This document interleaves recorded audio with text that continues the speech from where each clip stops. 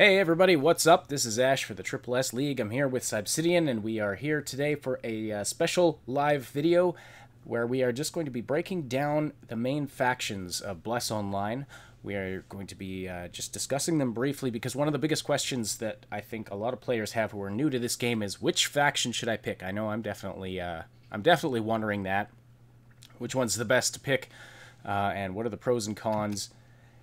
And I imagine you probably want to be on the same faction as your friends you're playing with. Is that right? Yeah, well, I mean, you definitely want to be. Otherwise, your only interaction will be killing them over and over and over again. So, Fair or enough. having them kill you over and over and over again. So, yeah, this is. Well, that's going to happen. If I'm playing with Curie, that's going to happen anyway. Yeah, well, I mean, she'll always just leave you for dead, because it's easy to do If that. there's team killing, she will kill you. But anyway, you can do guild versus guild as well, which is going to be really interesting. all right. Well, let's for the most part, this game is going to be pretty much a bloodbath.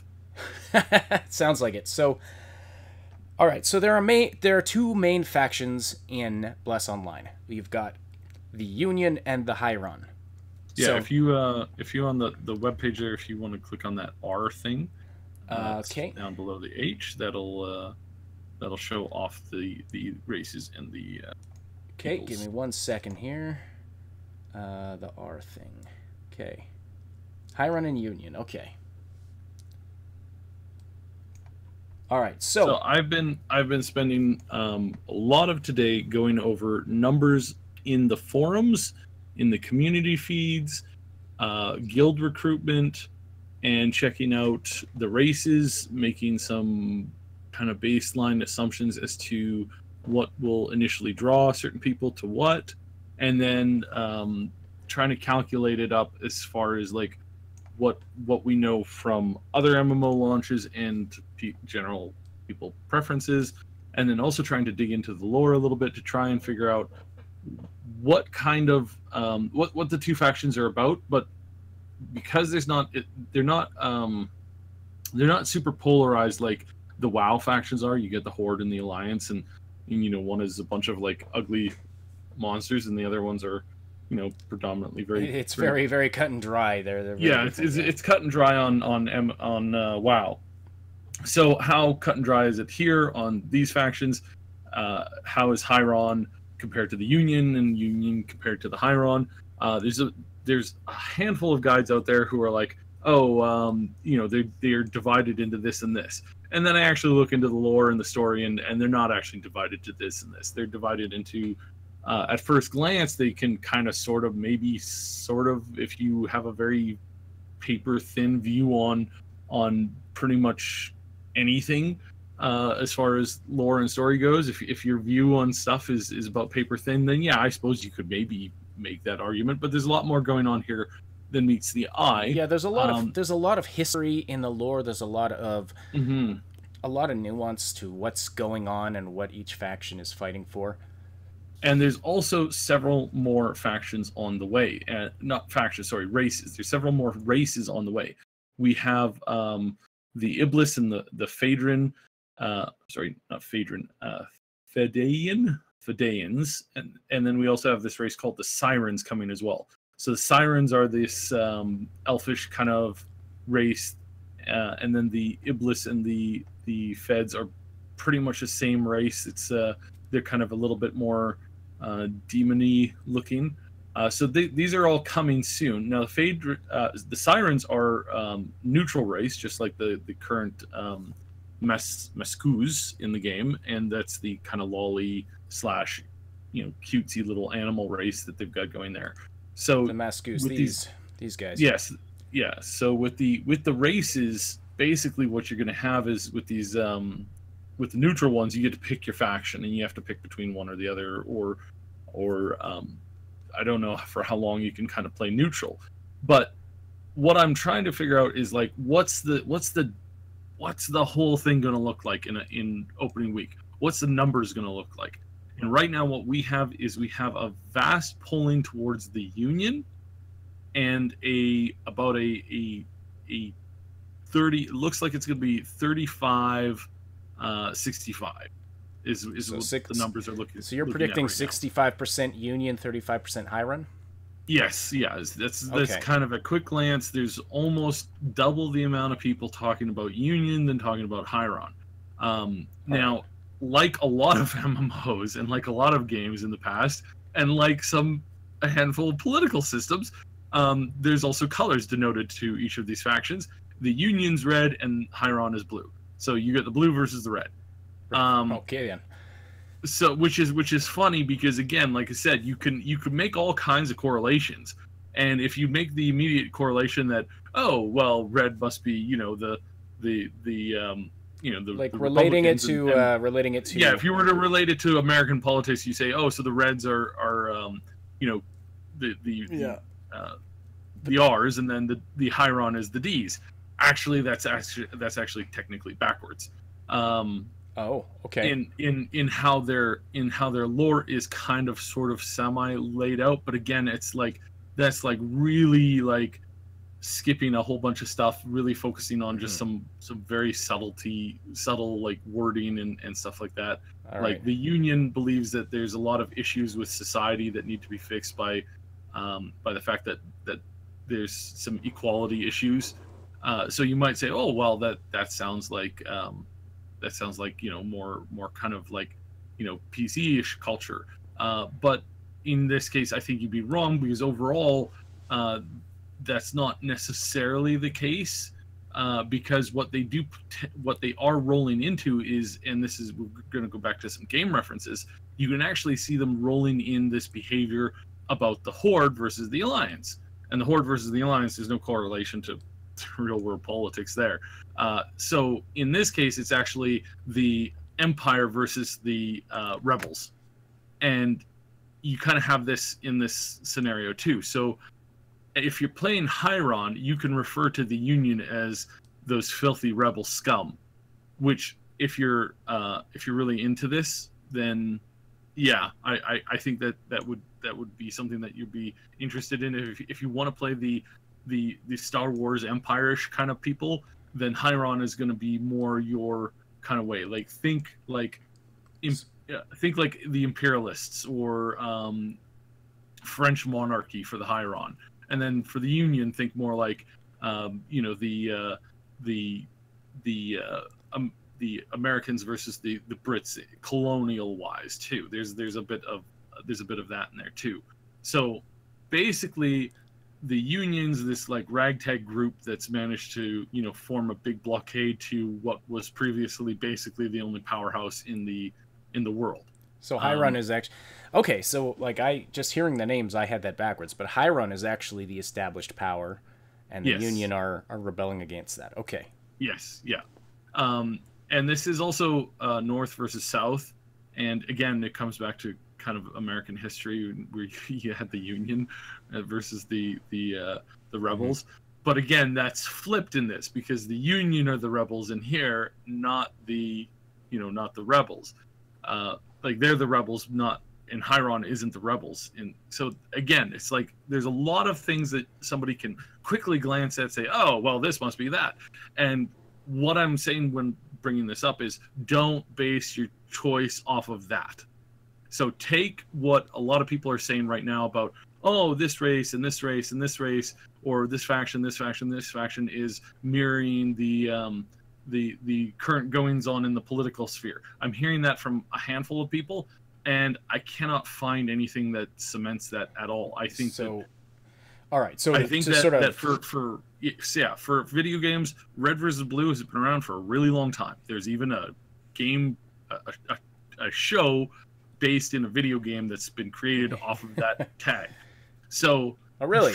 Never heard of that one. Yeah, never heard of that one before. Never heard of Rooster with Teeth either.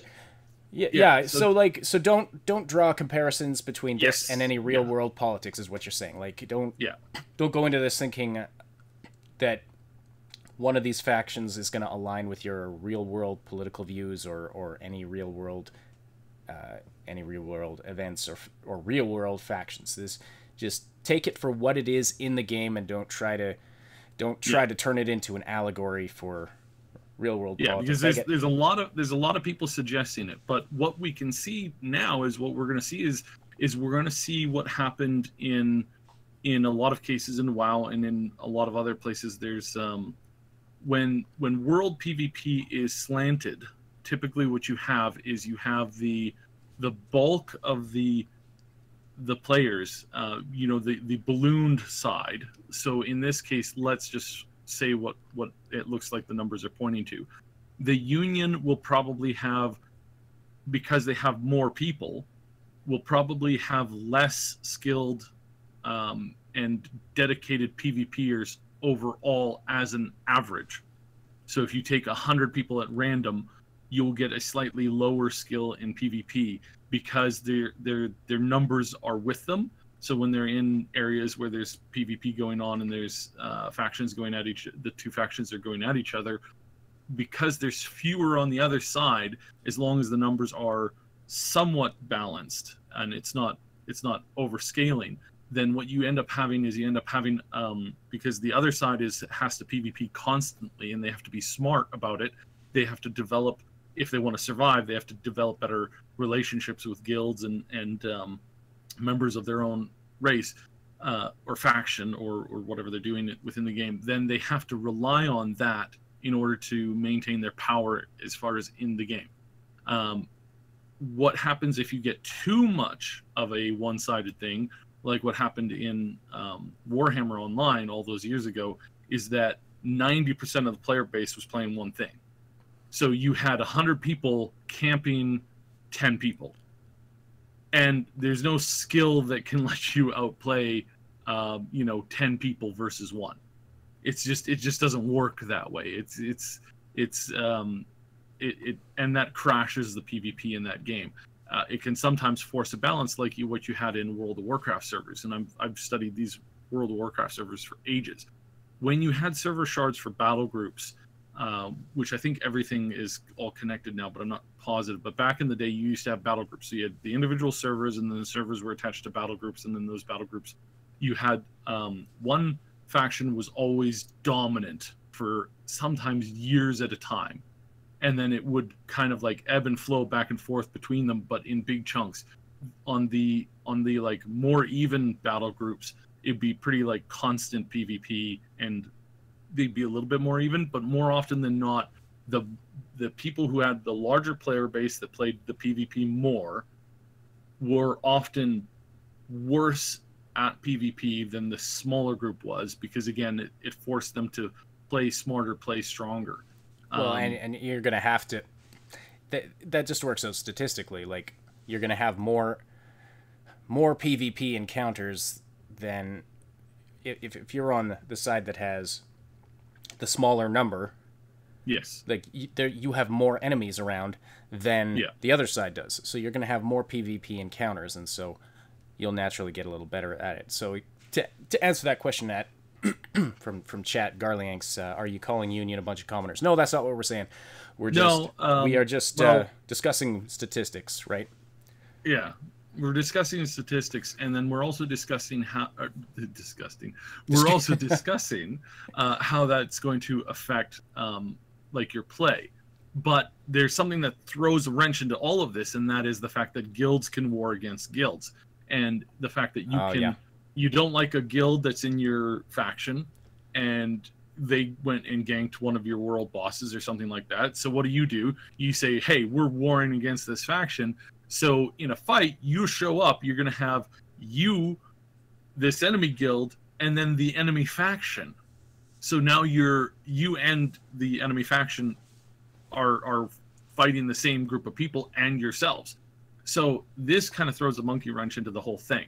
So as far as how this can affect, this means that there will more likely or most likely be more battles between the Union. So if the Union ends up ballooning, the fights between the Union amongst themselves can end up popping up, and you have constant guild wars going after each other. So this can really affect, and in some cases maybe even stabilize the world population after launch, where more people will be more interested in kind of branching out and trying to roll alts on the other side to see if they can balance out the population a little bit. But as far as it goes, as far as lore wise, and we won't get into the lore too much because it's there's so much there, and we could talk about it for hours. But basically, what a lot of people are saying in the forums, also in our comments here, but also in the forums and the other discords, is that overall the Union has better writing for the lore and for the story that you're going to play through. It's going to be more interesting. It's going to be more engaging, and there's going to be more heartfelt drama. Whereas the Hieron side is a little dry, and it's more about, like, instead of you fighting to attain power for your people, it's you fighting to maintain power for your people.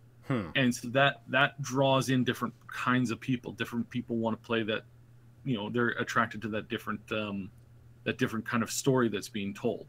So what we get more often than not, and why I think there is a lean already, because it's not like you're familiar with these factions. It's not like you've been dreaming about these factions for years and years and years, whereas like you might have had that when you were playing, the games that led up to World of Warcraft.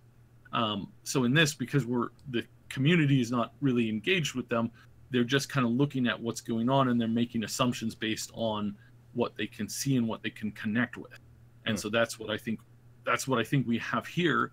And so I think overall the fact that the Union is a more fun experience, I think that's why more players are leaning towards it. So I think that's going to help, and then that PvP within that side, like doing the guild versus guild, is really going to affect the game. Well, that makes it difficult for me because I don't want to, like, I'd rather join the underdog faction, but if the one that more people are joining is actually the better one to join, that results in a bit of a conundrum for me personally. Yes, yeah. And we're obviously going to have to decide as a group here which faction we're going to be on, and but it might come down to if you're playing the long game, though, and I need to bring this back up again. If you're playing the long game, there are races coming down the road that have limited access to, again, the classes. So if you want to play, say if you want to play the underdog, but you're really waiting for the new race for the Iblis to come out. Iblis, I know I'm pronouncing that wrong. If you're wanting to play one of them and you're waiting for them to come out, you might be waiting a while because they're on the Union side. So if you're playing on the Hieron side and you're waiting for a race that's coming out that's only going to be on the Union side, then either you're going to have to do some alt rolling and juggle two guilds, or you're going to, maybe your guild will branch onto both sides. That's pretty common too. So, well, but it makes it harder. It's all bigger guilds can do that easier, whereas smaller guilds don't really do that. So, all right, yeah. So, still some research to do on my part. But why don't we talk a bit about the races that are available currently, that will be available at launch here? So, yeah, okay. So let's just go through them. We've got the Masku here because I've got this up right now. Yeah, so the Masku is going to be this. You can play. You've got your races there for. Sorry, you get your classes there. They could play Guardian, Berserker, Ranger, Mage, and Paladin. So I apologize, by the way, that I don't know why it's cutting off the right side of the window on here. So that's on the stream. But anyway, Side will read out. You didn't make it big enough. That's why. So let's just we'll read it out just in case people are listening to audio version of this. So basically it's the lolly race, or the little cutesy race. Guardian, Berserker, Ranger, Mage, Paladin. There's 2 more classes coming, and then more down the pipeline. They have some more classes that they want to bring out. So for now, you can tack on Mystic and Assassin, and I don't know whether or not we'll see them roll out with that for this class. But these middle classes seem to be able to do pretty much everything like the humans. So on the Union side, we'll go with the human race there. Same thing, Guardian, Berserker, Ranger, Mage, Paladin. And you can do basically whatever you want there. And sorry, I'm going to put this back the way it was, because fixing this in real time is not working. Oh So man. then you've got Aqua Elves also there on the Union, and the Aqua Elves seem to be the story favorite because they're really in a bad way, and apparently the starting mission is extremely good for the lore and for the experience. So the Aqua Elves seem to be a favored class. Will probably be end up having one of the bigger player bases playing that race. So yeah, it's looking really positive for them. And then you've got the the the animal of the furry class. Let's just be The truthful here. Pantera. It's a furry cloth. It's a furry class. Yeah, the Pantera are going to be they're going to be pretty much. I think they'll be favored over um, the lupus ones. The lupus ones are more wolf-like, so I don't know. We'll see. And so The this is the, by the way, I didn't have this up when you were talking about the Amistad. So they're a human race, and then the Aqua Elves and Pantera. Yeah, Yeah. All right. and then you'll add the Iblis to that list as well. And Okay. they're the half they're like the half demony kind of succubus uh, looking characters. All right. So then on the Hieron side you've got again you've got the humans, The and then you've Habicht.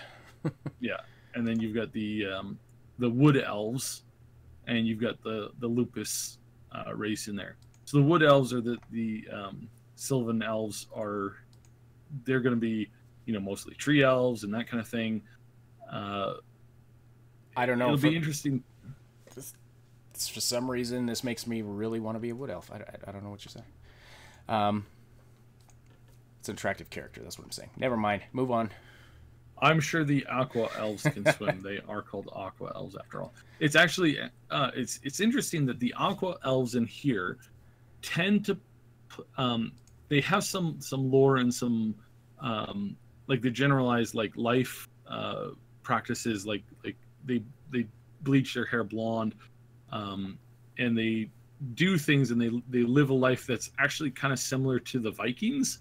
So that's really cool. I like that. That's a pretty cool concept. I don't know how much they'll lean into that, but just from reading originally, it's like they've left the wooded areas and they've gone to live on the coastlines.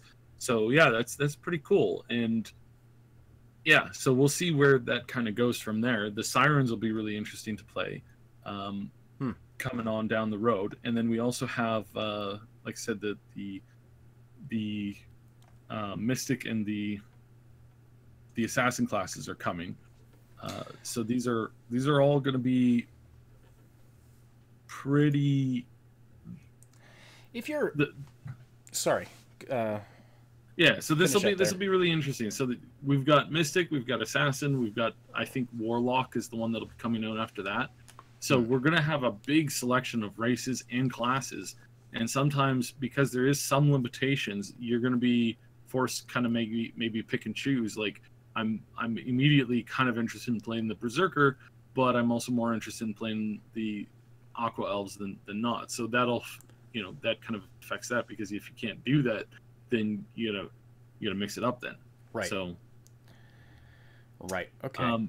I don't believe there's too many racial bonuses at the moment, and I don't know how they're factoring that in. And because the game isn't out yet, we haven't seen the final list of changes that are on the existing games that people are streaming right now. Like, there's lots of people streaming Bless right now today, but that's not the game that we're going to be playing. That's the previous version. Yeah. Yeah, that's the previous version. There's a lot of changes being added in, and then also they've gone and they've translated the whole story. So sometimes we might have major story plots tweaked or changed or altered. Right. So yeah, it's going to be a very different game than the previous version. Yeah, and the Assassin class is going to be coming. I think they're going to try, and I think that they'll probably bring the Assassin class and the Mystic out at the same time. And I think that'll be 3-4 months down the road, and then another 3-4 months down the road, we might have either one of the other ones that didn't get released, if they're going to split them up, or we'll get the Warlock, or we'll get some other changes.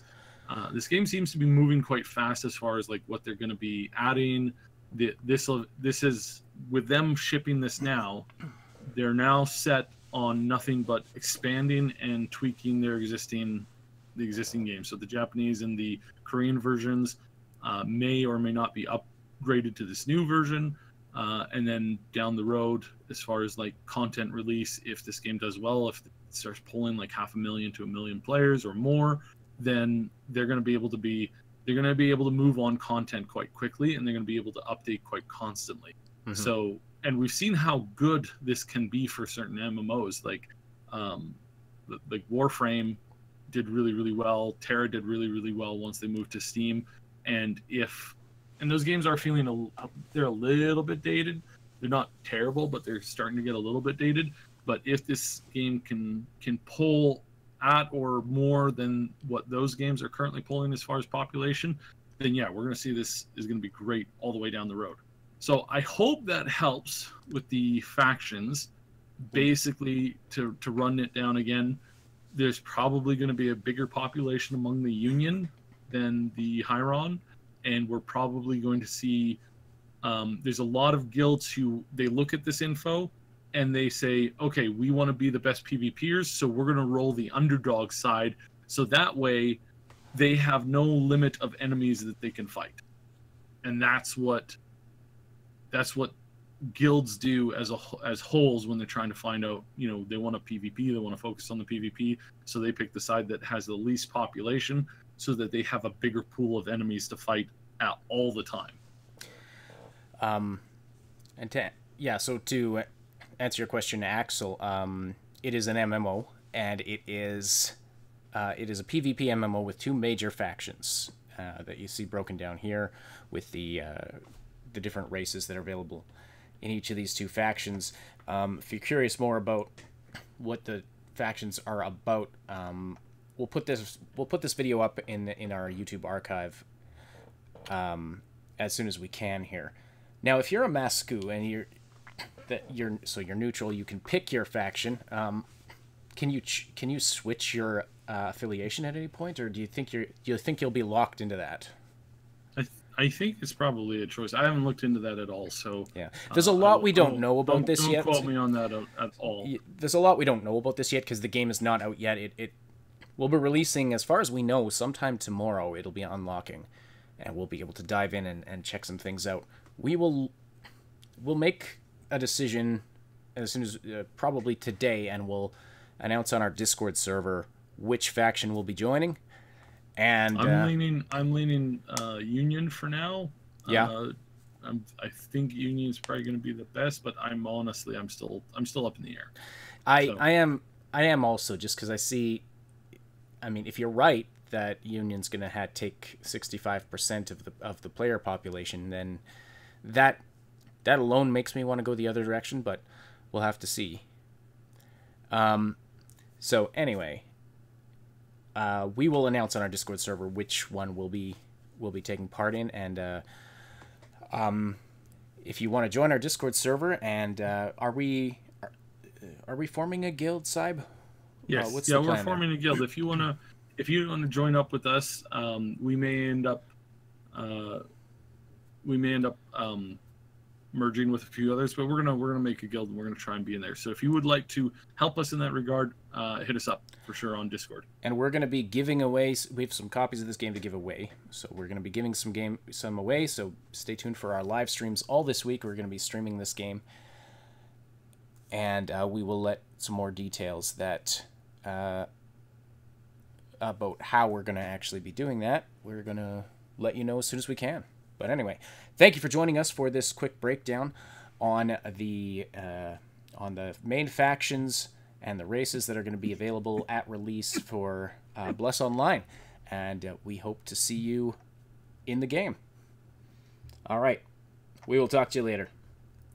Goodbye, everybody.